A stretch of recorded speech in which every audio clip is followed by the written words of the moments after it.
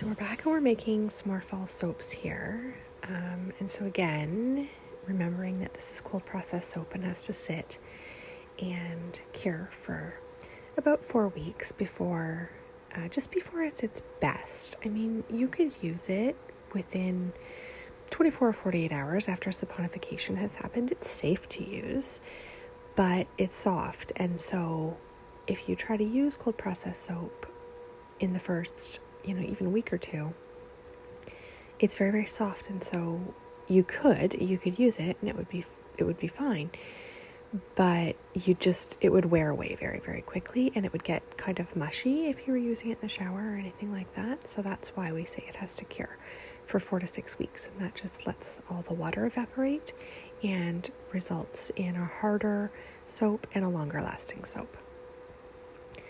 So we're making a Halloween soap, and so this is activated charcoal in our base here, and we're just emulsifying it up, and I've added some vanilla fragrance oil and some cupcake fragrance oil because we're doing something super fun today.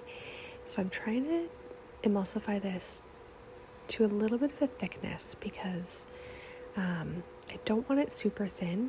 I don't want it runny for what we're doing, but I do need it to be pourable. So that's difficult consistency to get.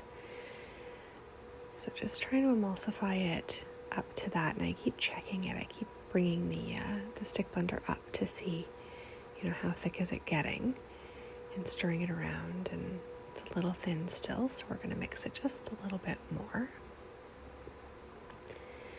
And then I decide, okay, so this is probably about right. It's coating the stick blender, so it's probably about right.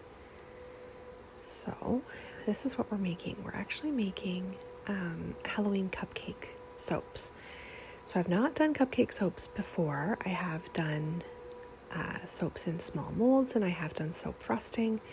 So really it's just combining those two things together, but you can see even the difference between the first one I poured and how smooth it was, and then how thick it's getting just pouring the next 5 of them. It's interesting. I wonder if I stirred it, maybe it might not have done that, but then I wondered if I stirred it, if it would have thickened more. So sometimes you're better just leaving things alone and just moving fast.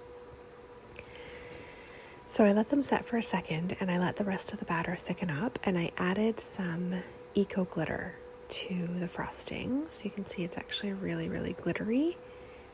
And I'm just piping on tops, and what I did, it's a little bit too runny.